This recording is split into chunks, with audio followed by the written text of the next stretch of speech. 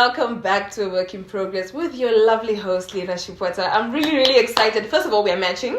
We're both wearing green. Oh, yes! So it's divine intervention. Definitely. But allow me to welcome to you guys. He's sitting on my infamous couch. I'm so happy to have him on the show. Huncho Kapofi, ladies and gentlemen. Hi. Dancing his way to the top is what I'm going to label this. Oh, he is dancing his way to the top. I absolutely love it. Hi, Huncho. Hi, how are you? I'm good, how are you? I love your color. Thank you. You know, green I love is actually my color. Is it? I'm so glad I'm wearing today. Yes, and this something I didn't even notice because that color is just everything for me. How are you feeling today? I'm feeling amazing.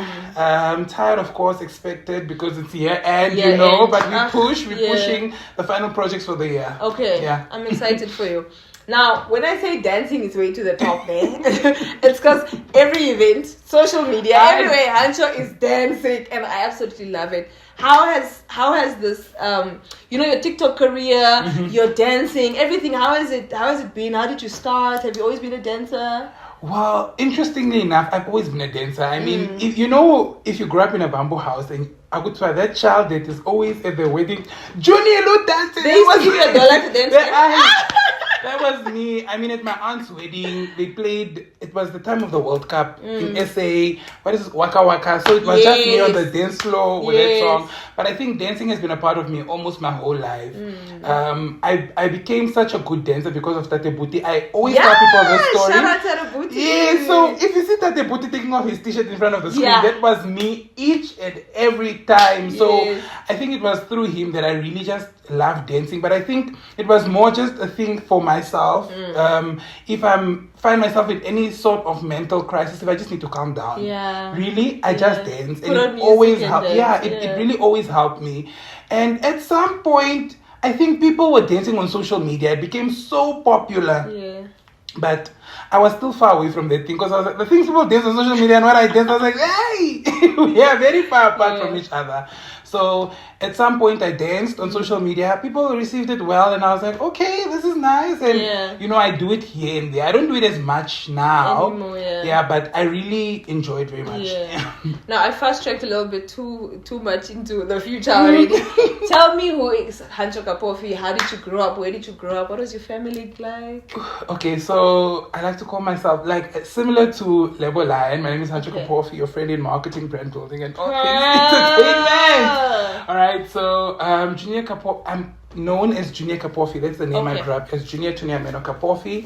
Huncho is a name that people started calling me, and I asked my mom, what does Huncho mean? Because my mom and dad grew up in Cuba. So Huncho means, in Spanish, means like leader. Like, you know how they say head Huncho? Leader. So I was like, this makes so much sense because I am like a Huncho in everything that I do. So I decided to catch that name, to keep that name going. But Huncho is a television personality, media personality, I'd like to say. I'm journalism, soon to be graduate. And then, do a lot of marketing as well.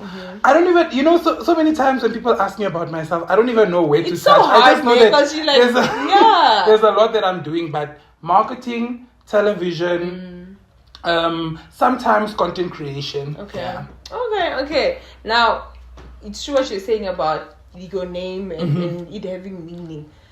Huncho, leader, is that how you are, how you show up in different spaces? Is that how you present yourself? I'd like to believe so, because I know growing up, every time how I realized that I'm one of those people that were just made to lead a group of people is everywhere I went, I was always that one person that would be chosen in the room to say, no, you are in charge of this, you do this, or I would be the one in the room to say, no guys, let's do it like this, I'll take lead, so that's when I realized, you know what, this is actually something that is a part of me, and I really started to practice it as much as possible. And I think people don't even realize how important it is for you to be even just chosen as class captain. Maybe you think like, oh, it's just class captain, but the fact that you're put in position of leadership just like that, you understand later how that was divine intervention per se. Even when I was matric, I remember. So at our school, in order for you to become LRC, head girl, whatever, the first the teachers had a round of voting. Yes. Who they felt could be in leadership positions. And then after, I think, top 20 names came out, and then the school voted for like 10 LRCs. And then the teachers' results came back, and I'm leading. I'm at the top percent. And you're like, what? What? How? Intervention. Right? And then they wanted me to become head girl and stuff. But at the time, I don't know if I should say as confident or as... I just didn't feel like head girl. Like head girl was too much power for me. It was a lot of power. So then they were like, okay, fine, we'll put you in LRC of entertainment. I said, there's more. That is literally... There is more my... Lena Shipwata written all over it. Yeah. Thank you. So I think also for myself, that really played a role in how... In the career path that I chose. Yes, indeed. 100%. Tell me a little bit about MyZone, how you ended up there, your experience. Okay, so just to backtrack a little bit. So I started on television a long time ago when I was still young. I mean, I was in grade 5, presenting on television, presenting on radio, Uitani Child 9 radio. Yes. And that is through what I kind of grew in. That's how I grew my television career. And then later I hosted something called the African Psychosocial Support Youth Forum. And when I hosted that event, it was people that came from all over Africa. I felt there was a lot of journalists from SABC, all of that, and we had a lot of conversations with these people. So I was like, maybe it's through this that I can go into a journalism career. Yeah. So then when I went into my journalism career, or rather started studying journalism, I came alongside MyZone. I just saw it. I've heard of MyZone while I was still in high school. School newspaper project, all of that. And then I applied. I was like, let me start off as an intern. Let me see what it is to actually write for the newspaper. I got into MyZone, and it was a whole... it was a lot. It was a lot. I think in the beginning for me it was a lot because I'm not really a very strong writer.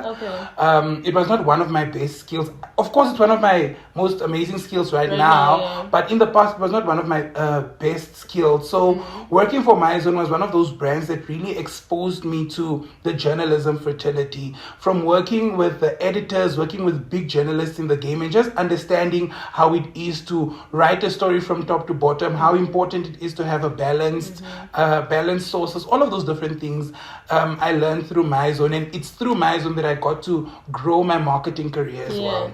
Now, what was the transition like moving from MyZone to corporate? Well, I would regard MyZone as corporate, a little bit of corporate as well. But that transition for me was not very big because when I used to work with the different companies, like I wrote for Careers Hub, for example. So Careers is a corporate publication. So I was very strategic with what I was doing, okay? So I would reach out to companies, PR offices that I knew that I potentially want to end up here. So I would reach out to them, tell them, give me some people in your company that I can write about. So it was through that I really got to learn about corporate a little bit. Worked for a marketing agency called Synergy. And when I worked for Synergy, I was like, you know what?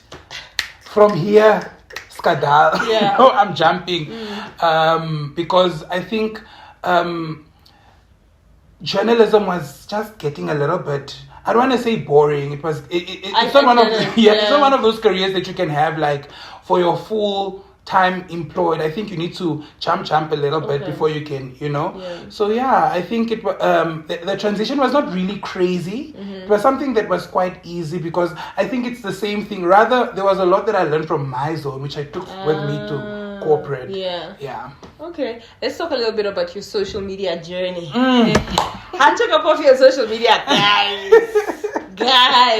I don't know, and it's actually, I don't even want to say on social media because even in person you are that exact same person. Thank you. Have you always been this bubbly person, this person that just likes to put on a show for people? Fortunately, yes. I've always been like this. I've always been the life of the party. I've always been that person that just, I would walk into a room smiling. If people are angry, it's as soon as I walk in, someone needs to smile.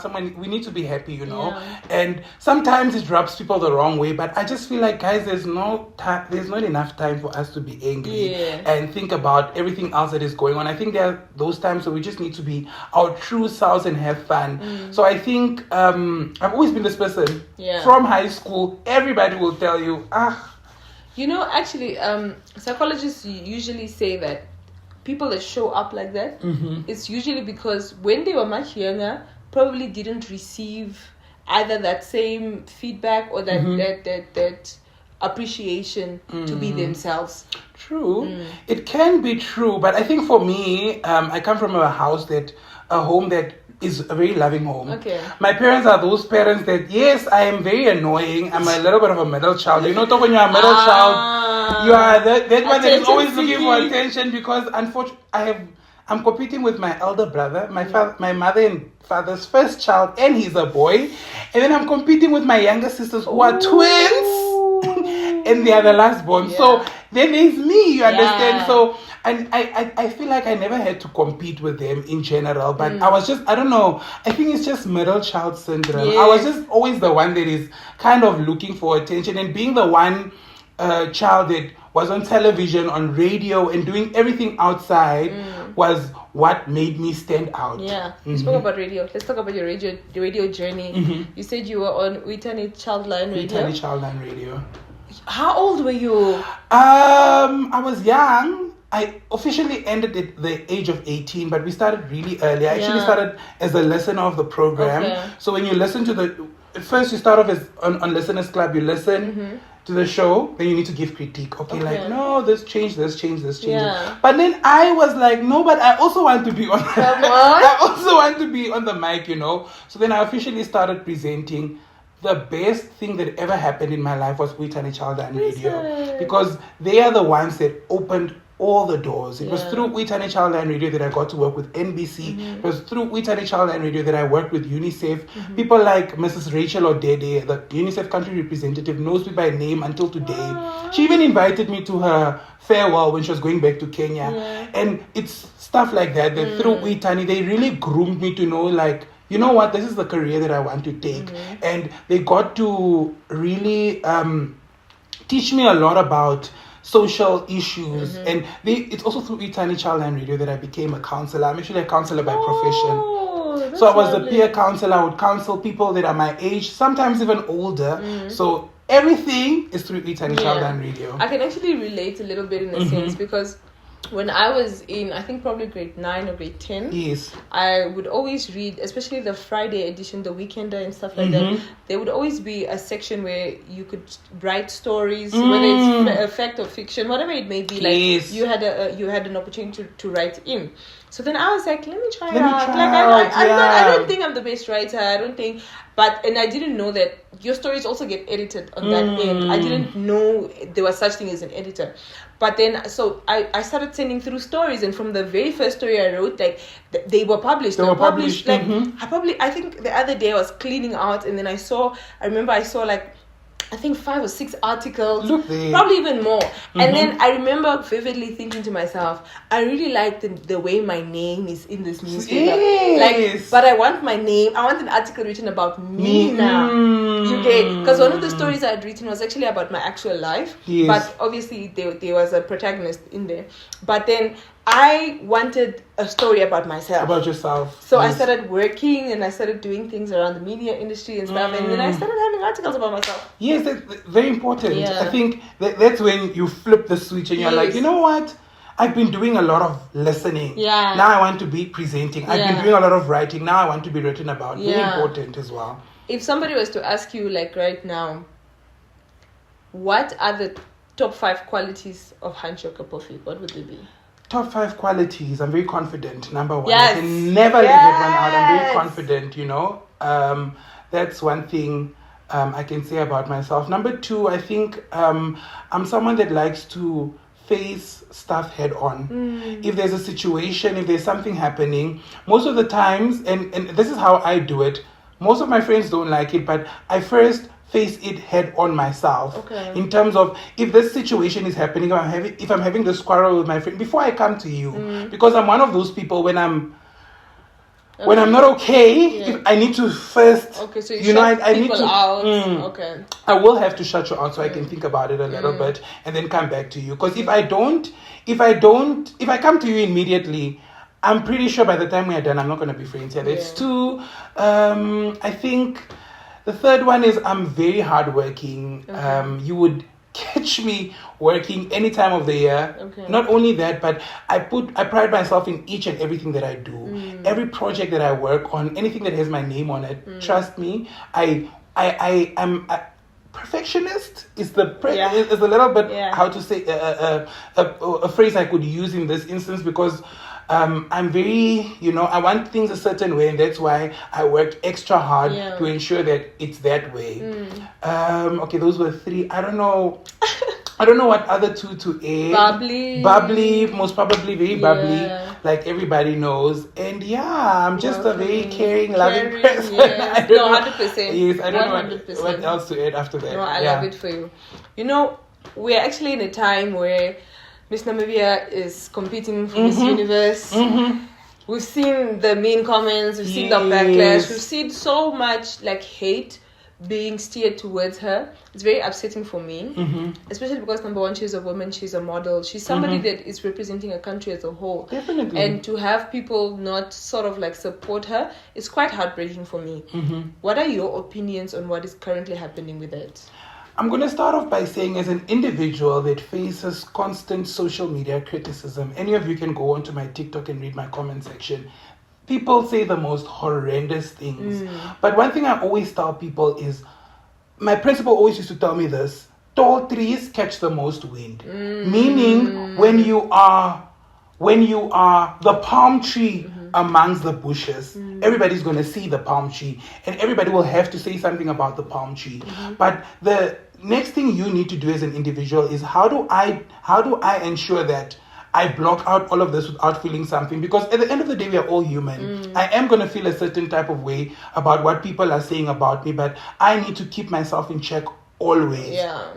So in terms of this situation, it's definitely sad. I don't like what people are saying about her, because at the end of the day, she is our ambassador. Yeah. But if nobody has something bad to say about you, then you're not doing it right. So clearly, she's doing it right. Yep. She's running this thing, and the people are angry. Yes. And the fact that the people are angry should even, motivate. My principal always, when I was when I was announced as the deputy head boy of Academia Secondary School, everybody was like, boo. No way. And my principal was like, the fact that they are booing you tells me you're doing the right job. So that's you are always, you're not going to be everybody's favorite, but we know that the power that is invested in you is very important within this moment. Yeah. Now, what is your routine like? Especially if you're very active in social media or in powerful rooms, powerful stages and stuff like that. People are, like you said, always say, they will always have something to say. Yes. What is your wellness routine? Well, my wellness routine really, I think I keep myself in check a lot of times. Okay. So I have a psychologist that I speak to very consistently. My psychologist and I, even if my psychologist is back in the UK, if something is going on, I'll send her a WhatsApp and we are able to FaceTime, or we are able to, what is it called? WhatsApp video call. I think when I'm not okay, I'm not okay. I need to speak to someone, and I usually trust my psychologist. So that's one. That's one of my routine ways to just keep myself in check a lot of times. But in addition to that, as someone that is on social media consistently, just log out. It's really as easy as that. Log out. I mean, for as long as you need to. Yeah, log out for as long as you need to. I know what I'm doing on social media. I think I'm also not one person that is. I'm slowly. Sad to say, but I'm slowly drifting away from social media. Okay. I think I'm more on TikTok than I am on Instagram even nowadays. It's because there are specific rooms I see myself. There are a specific brand I'm trying to build, and sometimes unfortunately doesn't involve social media. So that's how you just need to know why you're doing something. That's true. If you know why you're doing it, you will know how to literally routine yourself around it and keep yourself in check at all times. And speaking of wellness, we are seeing the male mental health declining. We're seeing suicide rates increasing. Actually, increasing. Sorry. So, with that happening, you are a counselor. You mentioned you also get psychological help, which is great. Why do you think a lot of men are not doing that, and how can we change that for our nation? This is Men's Mental Health Month, the month of November, and most men, it's because of it's the way they are brought up. My first psychologist I saw, I was taken by my parents. Okay. That means it was already within the foundation that I grew up in. Yeah. But if it's not within the foundation you grew up in, it becomes foreign to you. And that's why I always, when I used to take part in pageants, there's this thing that I always used to preach called redefinition of masculinity, in terms of we need to teach the boy child from a very young age that it's okay to seek help. And we don't see that happening very often, because if you grow up in especially a black household, you are taught to be like the man of the house. You are the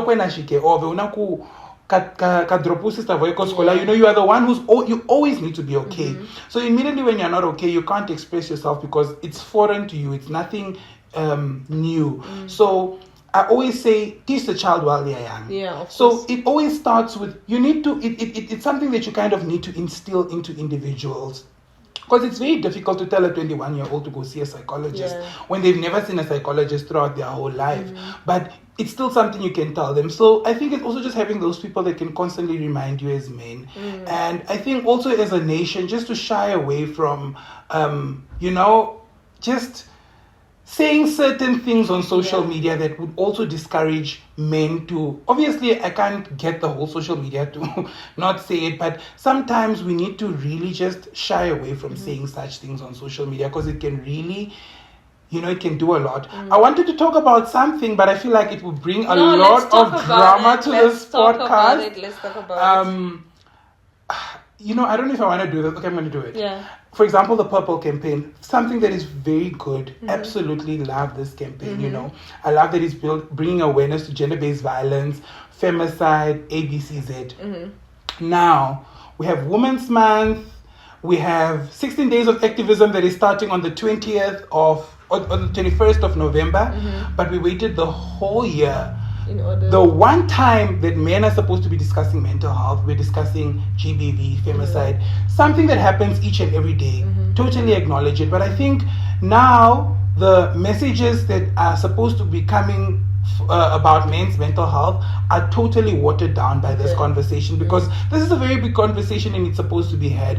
Had we moved this conversation to start from the 21st of November, when we are actually discussing 16 days of gender-based violence activism, it would have been absolutely beautiful. It would have flowed, so it would have been an amazing way to end off our year. But now, we are all stuck with the Purple campaign, which is very important. It's very important. Don't get me wrong. Please, before people go and drag me on social media, don't get me important. It's very, very wrong. Women are dying almost every day.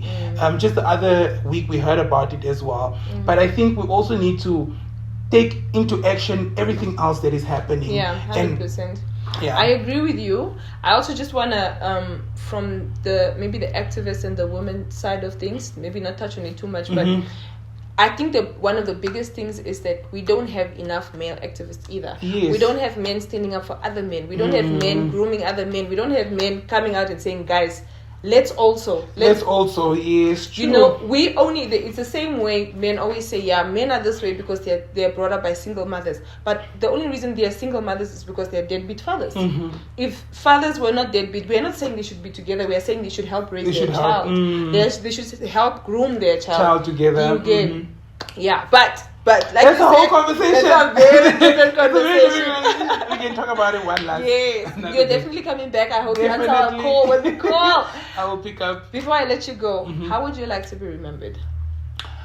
My name is Huncho Kapofi, your friend in brand building, marketing, and all things brand strategy. That is how I would like to be remembered. Yes, clack it. Yes. Thank you so much, Huncho, for joining us. Thank you so much for having me. This was absolutely amazing. Every time you spend time with Huncho, you will leave with a big smile on your face. I'm really happy. Oh my gosh, thank you so much. Ladies and gentlemen, thank you once again for watching A Work in Progress with yourself, Dinesh Porter, and my wonderful guest, Huncho Kapofi. Until next time, it's bye.